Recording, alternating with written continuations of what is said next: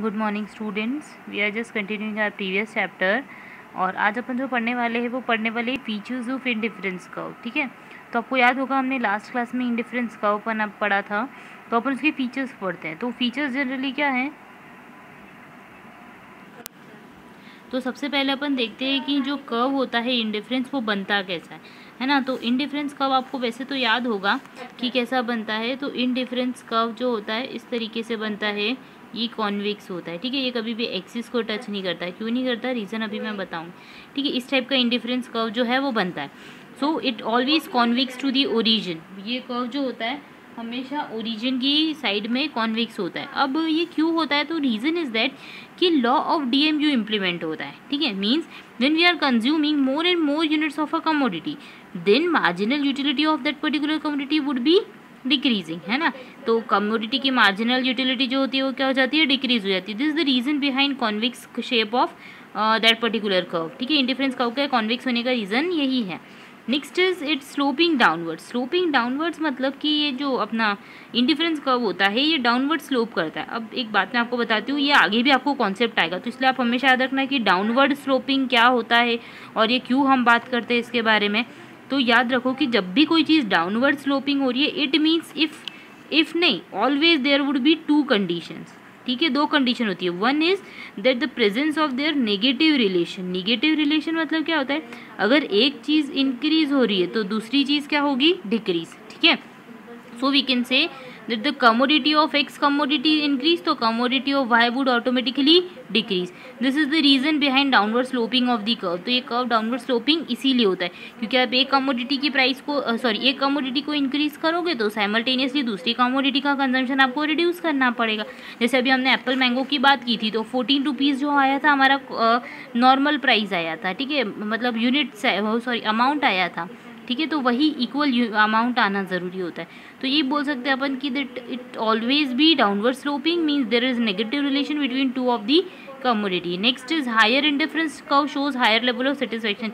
ये तो अपन पहले पढ़ ही चुके हैं इंडिफरेंस मैप के अंदर कि अगर आप इंडिफरेंस कर्व बनाओगे तो there would be various combinations. ठीक है, या फिर various levels would be there. So if there is higher level, so it would shows you the higher level of satisfaction. ठीक है, आप जब भी हायर लेवल का इंडिफरेंस कर्व बनाओगे तो वो आपको क्या करेगा, हायर लेवल का सेटिस्फेक्शन बताएगा। Next is indifference curve never touch axis. ये क्यों होता है, तो इसलिए इंडिफरेंस कर्व एक्सिस को टच नहीं करता जस्ट बिकॉज ये दोनों कर्व जो होते हैं वो सेम लेवल ऑफ सेटिस्फेक्शन देते हैं। जैसे हमने देखा कि एप्पल की केस में 14 रुपीज़ मार्जिनल यूटिलिटी आई थी मनी की, और शायद एप्पल के साथ अपने पास मैंगो था, है ना, लास्ट वीडियो में। तो मैंगो के साथ भी सेम 14 रुपीज़ की मार्जिनल यूटिलिटी आई थी। सो वी कैन से कि हम दोनों कमोडिटी से सेम लेवल का सेटिस्फेक्शन ले रहे हैं, दोनों हमारे लिए इक्विवेलेंट है। That's why we are saying कि indifference curve never intersect each other, कभी भी एक दूसरे को इंटरसेक्ट नहीं करता है। ठीक है, एक दूसरे को कभी ओवरलैप नहीं करेगा। ठीक, सॉरी, इंटरसेक्ट नहीं करेगा, ओवरलैप तो कर जाएगा क्योंकि दोनों अमाउंट सेम हुए तो। Next, indifference curve never touch axis.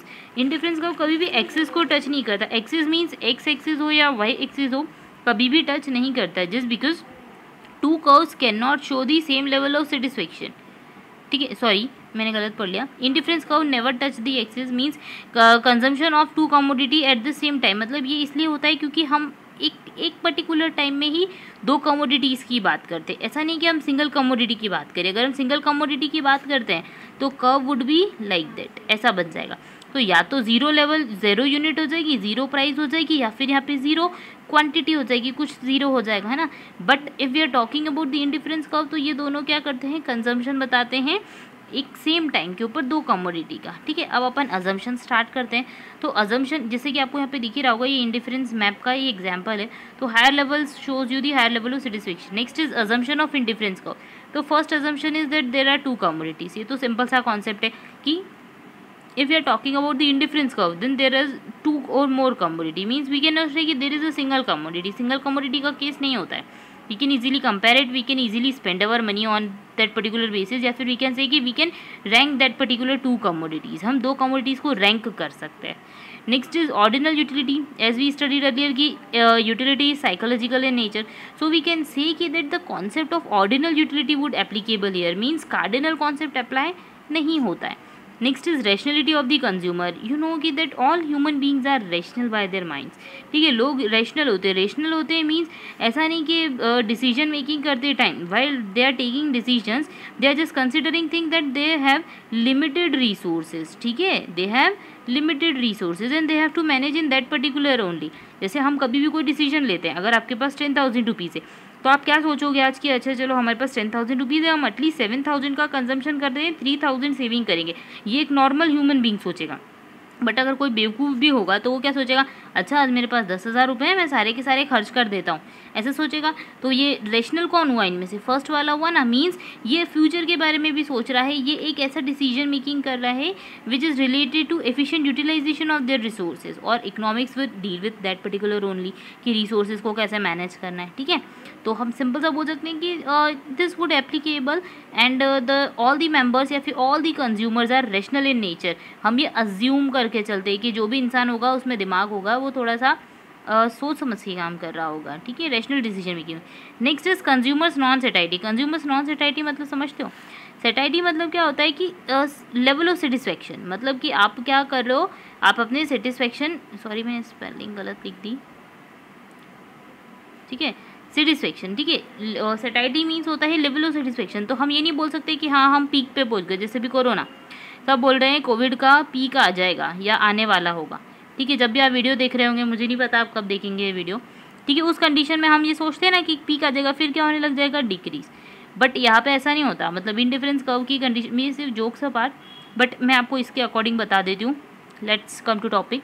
तो कंज्यूमर्स का नॉन सेटाइटी मीन्स कि कंज्यूमर के बारे में हम ये सोचते हैं कि they are not getting the satisfaction level, मतलब उनको सेटिस्फेक्शन मिलता है बट उनके सेटिस्फेक्शन का पीक नहीं मिलता है। अगर पीक मिल गया तो वो धीरे धीरे क्या कर देंगे, रिड्यूस कर देंगे और कम्योडिटी परचेज ही नहीं करेंगे, है ना। तो that's the reason behind indifference curve कि वी आर अज्यूमिंग दैट कि उनकी वांट कभी भी ख़त्म नहीं होने वाली है। ठीक है, ये एक कॉन्सेप्ट है। तो अब अपन ने इंडिफरेंस कर्व और इंडिफरेंस कर्व के इंडिफरेंस कर्व के अजम्पशंस और फीचर्स पढ़े।